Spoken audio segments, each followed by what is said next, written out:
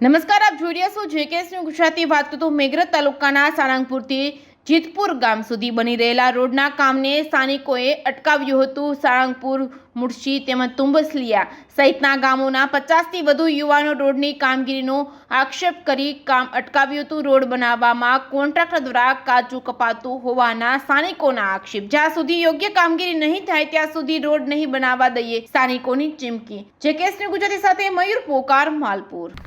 હાલ અમે મેઘરજ તાલુકાના જીતપુરથી સારંગપુરને રાજસ્થાનને જોડતો રસ્તો જે આવેલો છે તે રસ્તા પર ઊભા છીએ અને રસ્તા પર જે કામ ચાલુ છે તે ખરેખર ટૂંકમાં બોગસ રીતે અને ખરાબ હાલતમાં થઈ રહ્યું છે. જે અમે ટૂંકમાં ગામ લોકો અહીંયા ગાડી એકઠા થયા છીએ 50 થી 100 માણસો, બરોબર, અને તે જોતા અમને ખરેખર સંતોષ નથી આ કામથી.